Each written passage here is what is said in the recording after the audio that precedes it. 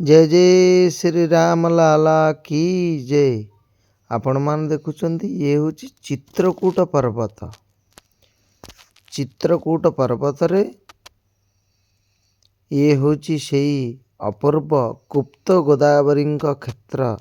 जो जगार गुप्त गोदावरी उत्पन्न होती, जो जगार रामलाला लक्ष्मणलाल माँ जानकी देवी 11 वर्ष बा 11.5 वर्ष यही चित्रकूट पर्वत रे अवस्थान करथिले। आपण माने देखंतु किपरि भावरे भगवान विश्वकर्मा यही गुंफा को तैयारी करिसेंती। पहाड़ मझिरे कटा होई कि किपरि भावरे गुंफा तैयारी होई रामलालांक निमंते। देखंतु यह केउ माने जेसीपी इत्यादि रे करा जाई नहीं, यह को स्वयं विश्वकर्मा करिसेंती। एठी एपरि स्थान गोटे लोक छड़ा आ द्वितीय लोक गली की जाई परिबेनी से गुंफा को ता बाटरे मेन द्वार रे।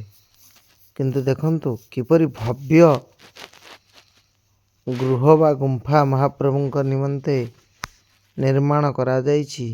स्वयं भगवान विश्वकर्मा किपरि देवशिल्पी विश्वकर्मा किपरि बनैछन्ति।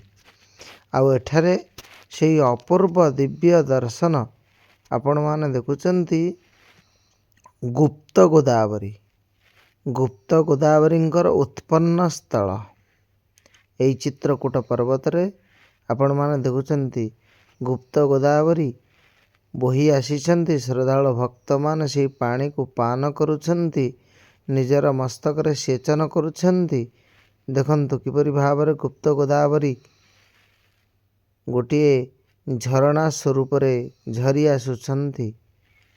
आपण माने अपेक्षा करंतु, किछि समय देखिबे किपरि भावरे उत्पन्न होइछन्ति। से पहाड़ मझिरु जेपरि झरा बाली आपण माने देखिथिबे नई रे भौरी पड़िले जेपरि भौरी मारिके होइकी बाहरे पानी, सेपरि भावरे भुरभुरु भुरभुरु होइकी पहाड़ मझिरु पानी बाहरुची।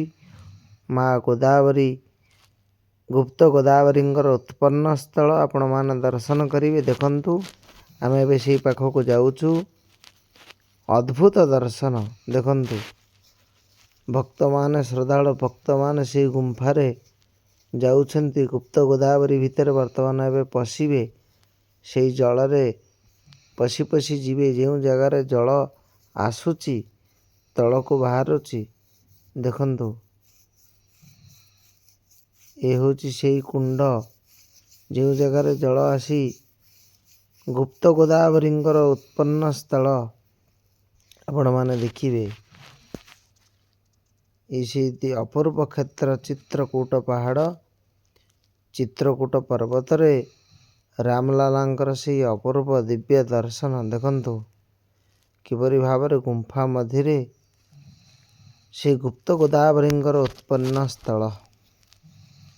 देखंतु श्रद्धालु भक्त माने से गुंफा को दर्शन निमंते जाउछन्ति। भगवती परम पावनी गोदावरींकर उत्पन्न स्थल वर्तमान आपण माने देखिबे किपरि उत्पन्न होइछन्ति माँ गोदावरी गुप्त गोदावरी। देखंतु अपूर्व दर्शन। ए दर्शन भाग्य थिले प्राप्त होइथाय, समस्ते करि पारंती नाही। स्वयं रामलाला न चाहिले एठिकी केही जाई पारंती नाही। हनुमान जींकर कृपा न हेले ई जगह को केही जाई पारंती नाही। आज्ञा देखंतु एई स्थान रु गुप्त गोदावरींकर उद्भव स्थल बा उत्पन्न स्थल किपरि भावरे पत्थर मझिरु पानी बाहरुची। एही होची गोदावरींकर गुप्त गोदावरींकर उत्पन्न स्थल। देखंतु भाग्यर थिले ई दर्शन मिले। आज्ञा